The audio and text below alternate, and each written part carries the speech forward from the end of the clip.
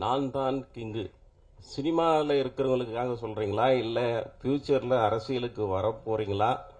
அதை ஒட்டி இந்த டைட்டிலில் வந்துட்டு நீங்கள் ஓகே பண்ணீங்களா? இது எப்படி பதில் சொன்னாலும் மாட்டிக்கிற மாதிரி தான் இருக்கும். அரசியல் வர சொன்னாலும் தப்பாக தான் இருக்கும், சினிமா சொன்னாலும்.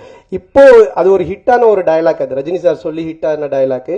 அது அன்பு சார் வந்து இது நல்லா இருக்கு, அதுவும் இந்த கதை மூலமாக கடைசியில் அந்த ஹீரோ பண்ணுற விஷயம் நல்லா இருக்குன்றதுக்காக வச்சது. மற்றபடி இது மற்ற பொது சினிமாவுக்காகவோ இல்லை அரசியலுக்காகலாம் கிடையாதுண்ணா சார். அது மாதிரி இந்த டயலாக் ஒன்று வருது இல்லை, இங்கே வந்து நடிகர் சங்க கட்டடம் கட்டிட்டு தான் விஷால் கல்யாணம் பண்ணிக்கிற மாதிரி சிங்கிளா சுத்த நான் சிம்புவும் இல்லை. இது வேற. அதே மாதிரி இந்த நெட்ஃபிளிக்ஸில் இவ்வளோ பிரமாதமாக கல்யாணம் பண்ணுவீங்கன்னா நெட்ஃபிளிக்ஸில் போட்டுடலாமே அப்படின்னு. இது எல்லாமே இங்கே இருக்கிறவங்கள நீங்கள் தாக்குற. இதை வேற யாராவது பண்ணால் வருத்தம் ஏற்படும். நீங்கள் பண்ணால் நாங்களும் ரசிக்கிறோம், சம்மந்தப்பட்ட அவங்களும் ரசிக்கிறோம். இது இப்படி ரசனையாக இருக்குங்கிறத எப்படி யோசிக்கிறீங்க? அதான் அது ரசனையாக இருக்குது, இது ஏன் பிரச்சனை ஆகக்கூடாதுன்னு இதை கேட்டு இருக்கிறீங்க. அடுத்தது அதானே சார், நீங்கள் எப்போதுமே ஆண்களை, அது என்ன மாதிரி ஆள்லாம் ரொம்ப கவர்ந்துடுவீங்க உங்கள் டயலாக் இதில். இந்த படத்தில் பெண்களையும் கவர்னுங்கிறது தான் அந்த பாடலில் பிங்க் கலராக ஃபுல்லாக. ஏன்னா பெண்களுக்கு பிடித்த கலர் பிங்க் கலர்பாங்க, அதுதான் காரணமா? நல்லா இருந்தது, 3 பாட்டுமே நல்லா இருந்தது. அந்த பாடல் இந்த கேள்வியெல்லாம் உங்களுக்கு எங்கிருந்து தோணுது? முதுகுல இருந்தா, மூளையில இருந்தா? விடிய காலில் 4 மணிக்கு இன்னைக்கு சந்தானம் சார் ப்ரெஸ் போயிட்டு இருக்கு. நம்ம வந்து கேள்வி அப்படி உட்காந்து யோசிச்சது. விடிய கால பிரம்ம முகூர்த்தத்தில் உட்காந்து எழுதுந்து பிங்க் கலர்னா பொண்ணுங்களுக்கு பிடிக்காதான் போட்டு அது இங்க வந்து மொத்த கேள்வி எல்லாம். நன்றி நன்றி. சொல்ல அது காஸ்டியூம் டிசைனர்ஸ் கொடுக்கறது தான். இன்னைக்கு கூட பாத்தீங்கன்னா இந்த கோட்லாம் போட்டிருக்கேன். வெயிலுக்கு எனக்கு கோட்டு போடவே பிடிக்காது, காஸ்டியூம் டிசைன் இல்ல போடுங்க நல்லா இருக்கும் அப்படின்னாங்க.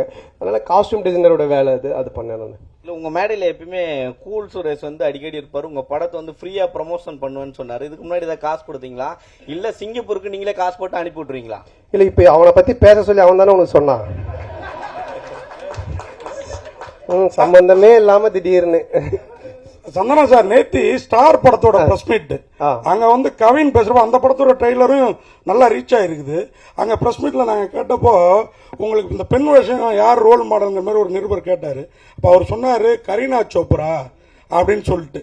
நீங்க ஆனா அதுக்கப்புறம் பெண் வேஷமே போல. எனக்கு தெரிஞ்சு ஆனழகன் பிரசாந்துக்கு அப்புறம் அந்த கரீனா சோப்ரா பெண் நிறைய பேர் பெண் வேடம் கேட்டு நம்ம ஹீரோக்கள் எல்லாம் ரொம்ப ரீச் ஆனது. ஏன் அதுக்கப்புறம் அதை பண்ணல? உங்களுக்கு ரொம்ப ஆப்டா இருக்கும். பண்றேன் நான் கண்டிப்பா. கதை அமையணும் இல்ல சார், கதை அமைஞ்சாதான் கரெக்டா பண்ண முடியும். ஏதாச்சும் ஒரு லேடி கேட்டப்ல ஒரு கதை ஏதாச்சும் வந்தா கண்டிப்பா டெஃபினட்டா பண்றேன். இன்னைக்கு ஒரு 3 வருஷத்துக்கு முன்னாடி உங்களுக்கு வந்து அனுஷ்கா மேலதான் ஒரு ஆசை, அவங்களோட நடிக்கணும்னு சொல்லியிருந்தீங்க. நீங்க அனுஷ்காவோட நடிக்கணும்னு ஆசை சொல்லுங்கண்ணே.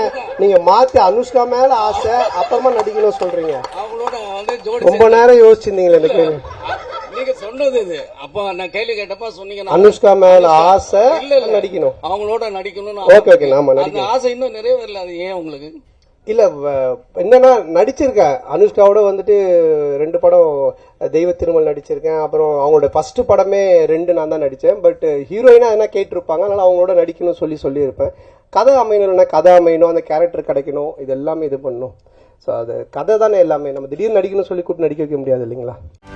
செய்திகளை உடனுக்குடனும் துல்லியமாகவும் தெரிந்து கொள்ள சப்ஸ்கிரைப் பண்ணுங்க.